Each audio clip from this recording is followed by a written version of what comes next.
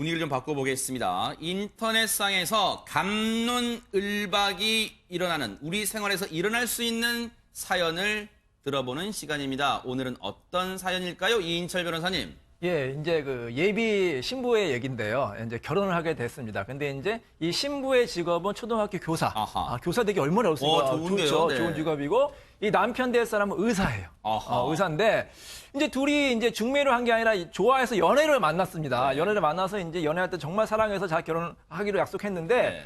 문제는 이제 결혼 준비 과정에서 좀 갈등이 생긴 거예요. 뭐냐면 이 남자가 얘기하기를 우리 집에서 조금 혼수를 좀 받았으면 좋겠다. 그럼 뭐를 원하느냐? 중형 승용차를 사오라는 거예요. 아이고. 그러니까 이제 아내 될 사람이 좀 고민에 빠졌습니다. 자기네 이제 집안 형편이 넉넉한 것도 아닌데. 네. 그래서 이제 남자친구한테 그거는 내가 좀 어려울 것 같다. 부모님한테 말씀드리기도 죄송할 것 같으니 어떻게 하느냐? 남자친구가 걱정하지 말라고. 내가 다 해결할 테니까 넌 나만 믿어라. 아하. 그래서 이제 아내가 남편 될 사람의 말을 믿었습니다. 아하. 그런데 문제가 생긴 겁니다. 아하. 여기까지 들으면 해피엔딩으로 끝날 것 같잖아요. 그런데 그렇게 해피엔딩 끝나면 뉴스파이터가 이 사연을 소개해드리지 않았겠죠? 이인철 변호사님, 더 진전된 얘기는 뭡니까, 그러면? 예, 근데 이제 다음날 남자친구한테 연락이 온 게 아니라 아하. 시어머니 될 사람한테 직접 아이고. 연락이 온 거예요. 그러더니 이제 시어머니가 이제 좀 냉랭하게 이제 얘기하는 겁니다. 아이고. 아니, 우리 아들이 의사인데, 다른 집들은 집도 해오고, 병원도 차려준다고 하고, 돈도 가져온다고 하는데, 겨우 딸랑 중형차 하나 받는다는 게 그게 큰 문제냐? 당연히 해야라고 이제 막 구박을 하는 거예요. 네. 그러니까 이제 아내 될 사람이 굉장히 이제 속이 상하겠죠. 세상에. 그래가지고 이제 부모님께 이제 어쩔 수 없이 말씀을 해드렸어요. 네. 그러니까 부모님도 굉장히 좀 기분이 상하셨겠죠. 아이고. 그래서 안 되겠다. 부모님이 이렇게 고민하시는 거 보니까 그 아내 될 사람이 남자친구한테 말하겠습니다. 나 이 결혼 못하겠다. 아이고. 도저히 못하겠다. 아이고. 나를 어떻게 이런 취급하느냐 해서 이제 파혼을 통보해가지고 그 고민을 이제 인터넷 게시판에 올리게 된 것입니다. 이야, 저는 어렵게, 물론 마음은 상했지만, 이 예비 신부 입장에서요.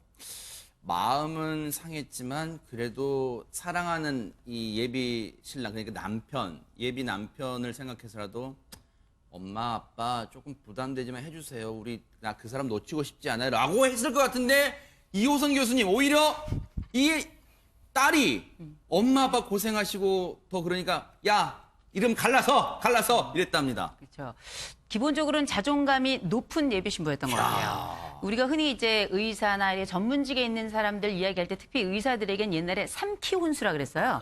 그래서 병원 키, 집 키, 네. 자동차 키 이런 얘기해서 네. 혼수를 3가지 가져가야 3키 혼수. 된다. 네. 이런 얘기가 있었는데 네. 사실 그건 옛날 얘기거든요. 네. 아시다시피 과거에는 남성이 모든 것들을 다 가지고 마치 여성들이 그 부분에 대해서 마치 합류하는 느낌인데 지참금 가져오듯이 그런 방식이 있었지만 최근의 결혼 방식은 많이 달라질 뿐만 아니라 이 여성도 지금 교사잖아요. 그러니까요. 전문직이거든요. 선생님 되려고 얼마나 공부했겠어요. 그러면 네, 그런 과정에서 발생한 일인데 만약에 저한테 어떤 얘기를 이 커플에게 해주고 싶으냐 만약에 이렇게 물어보신다면 저는 이렇게 생각합니다. 살아가면서 여러 문제들이 많이 있지만 우리가 만날 이유보다 헤어질 이유가 사실은 더 많아요. 아하. 그래서 이게 그러면 헤어짐에 적합한 이야기냐? 제가 볼 땐 이 남자는 그래도 이런저런 다툼이 있었습니다만 이 여성과 사랑했고 네. 그다음에 충분히 이 부분에 대해서 부모를 또 설득하려고 했고 이런 과정이 있었잖아요. 네. 어려움은 좀 있습니다만 이 부분에 대해서 이 남자친구, 곧 예비 남편과 함께 어떻게 이 문제를, 이 인생의 문턱을 어떻게 넘어갈 것인가에 대해서 한 번쯤은 진지하게 생각해보고 네. 이 부분을 이겨내볼 만한 가치가 있지 않는가. 왜냐하면 이들이 의사라서 교사라서가 아니라 이 두 사람은 사랑했거든요. 네. 근데 교수님 그게 옛날 얘기가 아니라요. 네. 요즘도 요즘도 많이 그래요? 발생합니다. 요즘도 제가 그렇습니까? 상담도 많이 하고 네. 제 연수원 친구도 네. 집 받고 전세금 받고 이렇게 이제 하는 경우도 있고요. 또 제가 실제로 상담한 경우에는 의사인데 그냥 중형차가 아니라 중형 고급 외제차, 그다음에 고급 시계, 몇 천만 원 하는 고급 시계도 요구하고요. 또 의사뿐만 아니라 다 전문직도 많아요. 한의사 같은 경우에도 고급 SUV, 그다음에 이제 병원 해야라 이렇기 때문에 갈등되는 경우가 이게 옛날 얘기가 아니에요. 요즘에 이렇게 부당하게 요구하는 경우가 많은데, 근데 이렇게 받아가지고 정말로 평생 행복하게 잘 살면 그나마 좀 낫잖아요. 1년도 못 살고 이혼하는 경우 있어요. 그러면 이거 준 거 다 법적으로 받기도 어렵거든요. 네. 절대 이렇게 많이 해주지 마십시오. 많이 해주면 후회하시고 손해보십니다. 물론 의사분들이라고 다 이러지는 않을 거라고 저는 생각합니다. 실제로도 그럴 것 같고요. 그런데 일부 이런 이제 사례가 올라오니까 고민이 많이 되잖아요. 이 신부가요, 예비 신부가 지금 그 남자친구한테 그럴 거면 그만두자, 이별을 통보하는 지경까지 이르렀는데 중형차 선물이 그렇게 아깝냐? 다른 집은 그보다 더한 것도 해온다는데 라는 예비 시어머니 전화 한 통 받고 염 교수님, 네.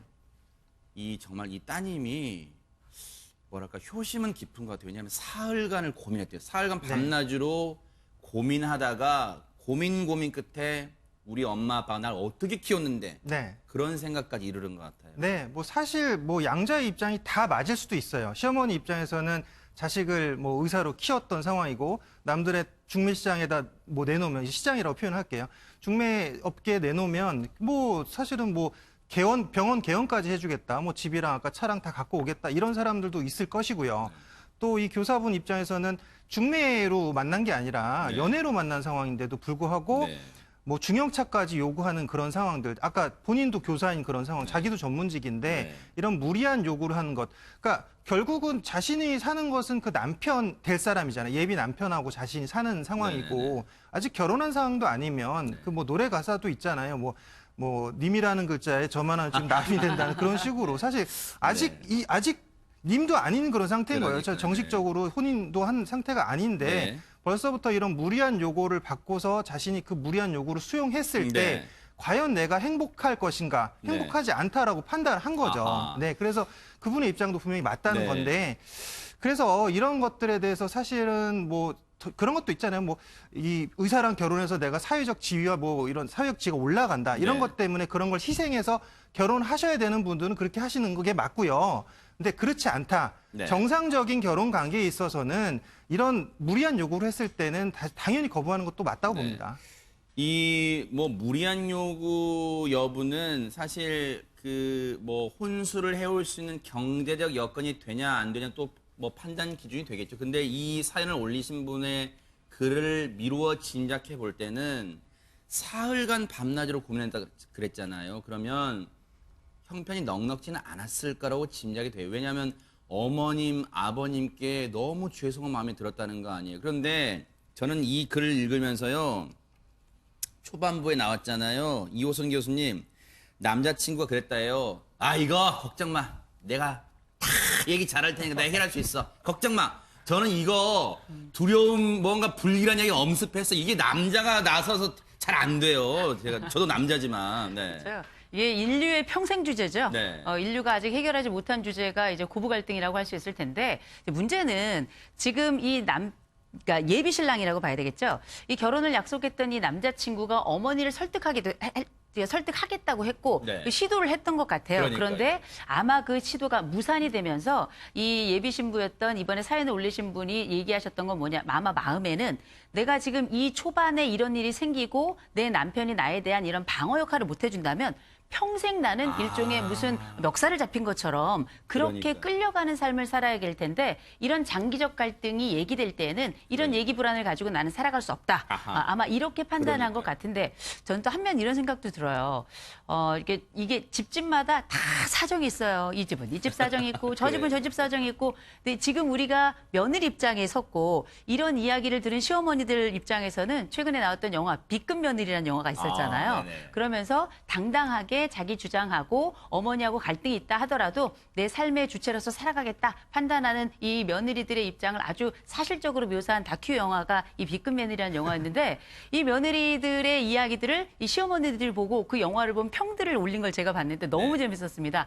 야, 그런 며느리랑 나도 못 산다 이렇게. 네. 아마 지금 이 사연을 함께 네. 하고 있을 때 시어머니도 아마 하실 말씀 있을 것 같아요. 그러실 것 저는 같아요. 그 시어머니의 네네. 문제라기보다는 시어머니의 친구들이 문제라고 생각을 해요. 아. 친구들이 만나면 꼭 물어보거든요. 너 아들 뭐 아하. 받았어? 우리 아들은 뭐 받았니? 뭐 자꾸 비교를 시키고 그러시는 네네. 거예요. 저희 어머니 같은 경우에도 굉장히 착하신 분이고 아무것도 요구 안 하시는데 자꾸 네. 주변에서 뭐 받았냐 아하. 막 이렇게 하니까 그러니까 이 주변의 그 사회적인 문화가 중요하거든요. 아니 외국에서 혼수나 이런 거 갈등으로 뭐 파혼하는 거 봐셨어요? 없거든요. 그래서 우리나라만 유독해서 이런 잘못된 문화가 있는 거예요. 사회적인 문화가 좀 바뀌고 친구들이 이런 얘기 좀 안 했으면 좋겠습니다. 그러니까요. 그 문화도 물론 중요한데요. 앞서서 제가 말씀드린 게 이 예비 신랑 남편이 나서는 게 이 화를 오히려 시험을 자극했을 수 있어요. 왜냐하면 남자들이 물론 다 그런 건 아니겠습니다만 사실 논리적 설명 잘 못해요. 그래서 어머님한테 얘기한다고 하다가 오히려 지금 화를 키운 거예요. 그러니까 시어머니 입장에서는 어라? 네가 지금 내 아들한테 이렇게 애둘러서 지금 나한테 뭐 이렇게 안 하겠다? 괘씸하네 하고 전화를 직접 한 게 아닐까 이런 생각이 드는데 자, 이 사연을 읽은 네티즌 분들은 혹시 어떤 조언을 하고 있을까요? 홍순빈 아나운서. 네, 먼저 시어머니 쪽에 가까운 입장을 먼저 소개해드리면 사람이 둘이 서로 사랑해서 결혼하는데 뭐 직업, 학벌, 집안 이것도 뭐 물론 우선시되면 안 되겠지만 그래도 그 아들이 의사인데 시어머니 입장에서는 그 정도는 요구할 수 있는 거 아니냐. 의사인데.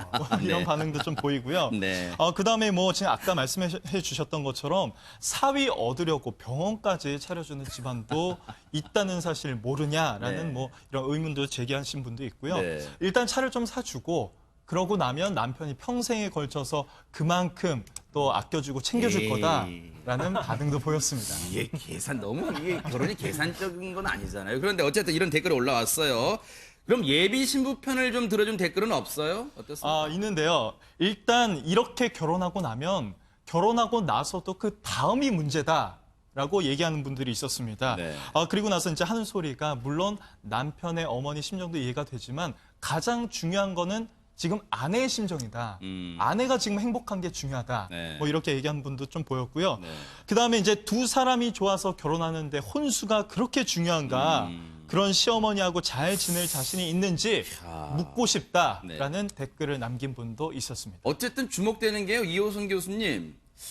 저는 사실은 제 느낌으로는 예비 신부를 지지하는 댓글이 엄청나게 많을 줄 알았는데 예비 시어머님 입장 지지하는 글도 꽤 있네요, 지금. 저 이제 이거를 이렇게 생각하시면 좀 이해가 되실 것 같아요. 이걸 단순히 혼수, 뭐 중형차 이렇게 판단하시기보다도 네. 이 어머니가 왜 이런 얘기를 하셨을까? 이건 어쩌면 우리가 이걸 이제 심리 쪽에서는 부모 투자라고 부르는데요. 이 아들이 이야기했던 이 삶의 여러 가지 뭐 이야기들이 또 며느리에게 전달이 됐겠지만 사실은 이 의사 하나 키우려면 여러분, 이 중형차는 몇 대가 들어가야 됩니다. 왜냐하면 학원비만 해도 어마어마해요. 네. 그래서 중고등학교 다닐 동안에 학원비만 해도 중형차는 넘을 겁니다. 그렇다 보니 이건 단순히 돈의 문제가 아니라 내가 애를 많이 썼어. 그래서 이렇게 부모 투자를 많이 했는데 이런 부분에 있어서 나에게도 모종의 좀 보상이 있어야 되지 않을까? 근데 문제는 그 보상을 굳이 며느리에게 받는다는 우리가 오래된 관행 속에서 그걸 찾으려 했기 때문에 아하. 이런저런 문제가 된다고 생각은 하는데 제가 볼 때는 이 부분이 단순히 차 문제가 아니라 심리 보상의 문제이고 그럴 수 부모 투자의 문제 편에서 생각을 해본다면 예비 시어머니 입장에 아유 그럴 수 있습니다라고 고개를 끄덕인 분들의 입장도 이해가 될 것 같아요. 마지막으로요. 이인철 변호사님. 지금 이분이 지금 이럴 거면 끝내자고 했지만 그 위에 다시 이제 뭐 결혼까지 꼬린했는지 여부는 저희가 알 수는 없지만 만약에 결혼을 했다 쳐요. 그런데 이 혼수 문제 앙금이 계속 남아 있어가지고 갈등이 불거져서 결혼 이후에도 혹시 이게 이혼 사유가 될 수 있습니까? 혼수 문제가? 혼수 문제로 이혼 당한다고 하면 상당수의 법조인들이 이혼당해야 됩니다. 그렇기 때문에 바로 이혼 사유는 안 되고요. 네. 이제 무리하게 혼수를 요구해서 갈등이 커질 경우에 이혼 사유가 되는데, 그러니까 제가 이제 법적으로 보호 장치를 알려드릴게요. 예. 물론 이런 결혼을 안 하는 게 좋고요. 부득이하게 한다면 그래도 나중에 혹시 이혼하게 될 경우 다 뺏길 수가 있거든요. 아하. 안전장치 알려드릴게요. 일단 집 같은 경우에는 바로 사위 명의로 해주지 마십시오. 네. 딸 명의로 해주신다든지 아니 부모님 명의로 그냥 두든지 아. 공동 명의로 해야지 나중에 혹시 이런 게 다 뺏기지 않거든요. 그러니까 세상에. 명의를 옮기는 걸 좀 놔두시고 자동차 같은 경우는 일시불로 사주지 마시고 할부로 사주시면 됩니다. 그럼 나중에 혹시 잘못되면 할부 네가 갚아라 이렇게 하면 되기 때문에 이렇게 놔두시고 아이고. 하여튼 사랑은 조건보다 네. 사랑하는 마음이 더 중요하다고 생각이 듭니다. 그래요. 저희가 이런 사연을 전해드리는 이유는 이런 갈등은 사실 어느 집이나 겪을 수 있어요. 하지만 이 갈등을 겪으면서 해법을 한번 좀 모색해봤으면 한다는 생각에서 말씀을 드리고 같이 한번 고민해보자 하는 취지였습니다. 잘 됐기를 또 기대해 보겠습니다.